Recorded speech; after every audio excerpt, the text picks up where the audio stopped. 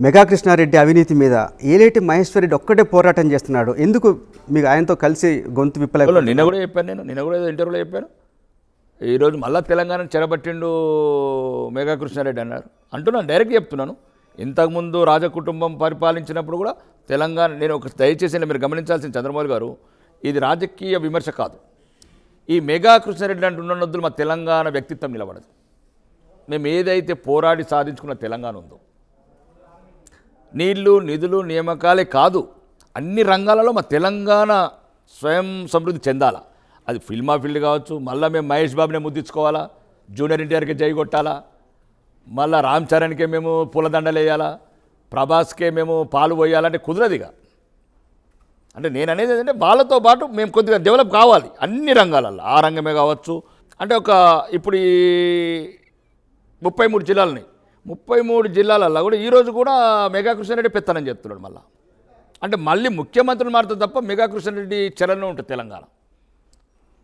నాకేం వ్యక్తిగతంగా ఎవరు తెలియదు, కానీ నా రాష్ట్రం నట చెరబట్టే మనుషులు ఉండకూడదు. కానీ కాళేశ్వరంలో 1,00,000 కోట్ల అవినీతి జరిగిందని చెప్పిన ఇప్పటి ప్రభుత్వాధినేతలు ఎందుకు మళ్ళీ వాళ్ళకే కాంట్రాక్ట్లు ఇస్తున్నారు? అదే చెప్తున్నాను కదా, వాళ్ళు లోపల ఇప్పటికీ చాలా వేదికల ద్వారా చెప్పాను, చీకటి ఒప్పందాలు జరిగినాయి. ఏదైతే 1,000 కోట్ల మళ్ళీ సూట్ కేసులు ఇద్దరు ఒకటయ్యారు, బీఆర్ఎస్ వీళ్ళు ఒకటయ్యారు. మెగా కృష్ణారెడ్డి కాంప్రమైజ్ చేశాడు ఇద్దరికి. అప్పుడు వాళ్ళకి ఇచ్చాను ఇంత, ఇప్పుడు మేము ఇంత తీసుకోండి, అది ఢిల్లీకి పంపించేయండి, పార్లమెంట్ ఎలక్షన్ క్లియర్ అవుతుంది, తర్వాత మీకు ఏది కావాలో పెద్ద ఆయనకి ఏ పర్సెంటేజ్ ఇచ్చినా మీకు అదే పర్సెంటేజ్ ఇస్తాను, మీకు కావాలంటే 1% ఎక్కిస్తా, నీకు కొద్ది వయసు తక్కువ ఉన్నది కదా అన్నాడు. కానీ ఈ మధ్య కేటీఆర్ ట్వీట్స్ మీరు చూస్తున్నారా? మెగాని బ్లాక్ లిస్ట్ చేయాలి అని గట్టిగా డిమాండ్ చేస్తున్నారు. ఒక్కటండి, ఇప్పుడు ఇదంతా నాకు పెద్ద రాజకీయాలు అందరూ, నాకు కావాల్సింది నా తెలంగాణ స్వయం పాలన. తెలంగాణ ప్రజలు అన్ని రంగాలలో ముందు ఉండాలి. ఇప్పుడు సుమారు నేను చెప్తున్నాను, అమృత్ ఉంది, మళ్ళీ మెగా కృష్ణారెడ్డి తీసుకున్నాను. నేను ఈయన అడిగాను, ఇదేంటండి ఈ 43 కోట్లు కూడా మెగా కృష్ణారెడ్డికి ఇస్తే నిజామాబాదోడో ఆదిలాబాదోడో బతకచ్చు కదా అని నేను అన్నాను. ఇప్పుడు కాళేశ్వరం అయినా కట్టాలా, ఇంకా పెద్ద పెద్ద ప్రాజెక్టులు అయినా కట్టాలా, ప్రాణహిత చేవలు అయినా కట్టాలా, 1,000 కోట్ల అవినీతి చేయాలా, 1,000 కోట్ల రాజకీయ నాయకులకి మాకు కర్మ అయిపోయింది. మెగా కృష్ణారెడ్డి తెలంగాణకు పట్టిన శాపం ఏంటని నేను అన్నా. ఎందుకంటే మేము మీకు ఎప్పటికి ఎదగనియరు.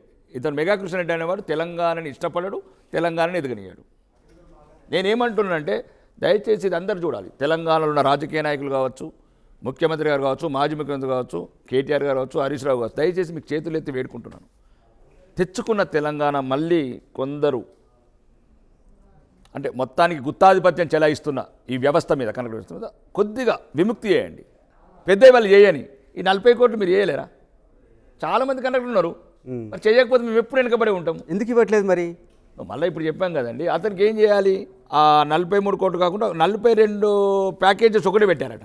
అంటే ఆయన ఏది చెప్తే అదే వేదం. ఇప్పుడు సమస్య నాకు రాజకీయ విమర్శ కాదు, ఇది తెలంగాణ యువత నిర్వీర్యం చేస్తున్నారు ఈ రాజకీయ వ్యవస్థ. వేరే రాష్ట్రాలు వేరు, మా రాజకీయ యువత ఇప్పటికి చాలా బలి చేసుకున్నాం మేము. నిజాం మీద వ్యతిరేక పోరాటం కావచ్చు, సాయుధ తిరుగుబాటు కావచ్చు, అప్పుడు కమ్యూనిస్టుల వల్ల 1969లో నక్సల్ బరి ఉద్యమం కావచ్చు, మళ్ళీ తెలంగాణ కావచ్చు, మా యువత బాగా ప్రాణాలు కోల్పోయాం. ఇట్లాంటి వాళ్ళ లేకపోతే వాళ్ళకి ఏదో ఒక రకంగా జవసత్వాలు ఇవ్వాలి మేము.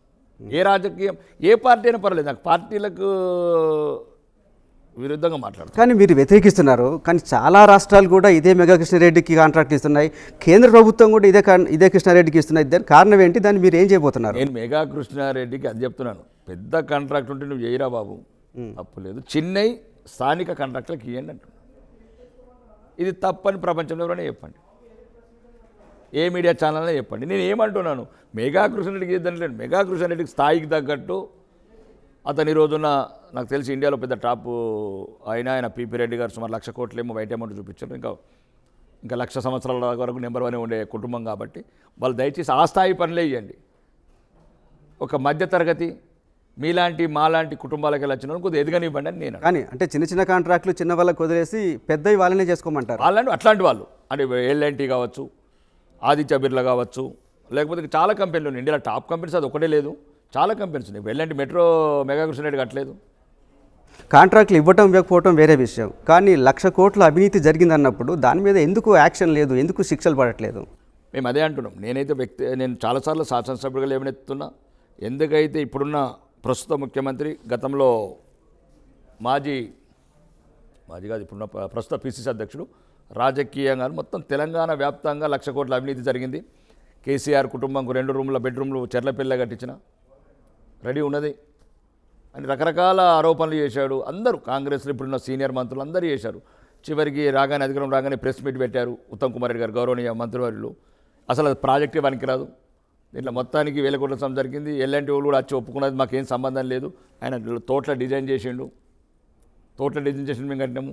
తోట డిజైన్ చేసి ఇతను ఎట్లా కట్టిండు, ఇది ఎవడబ్బ సొమ్ము?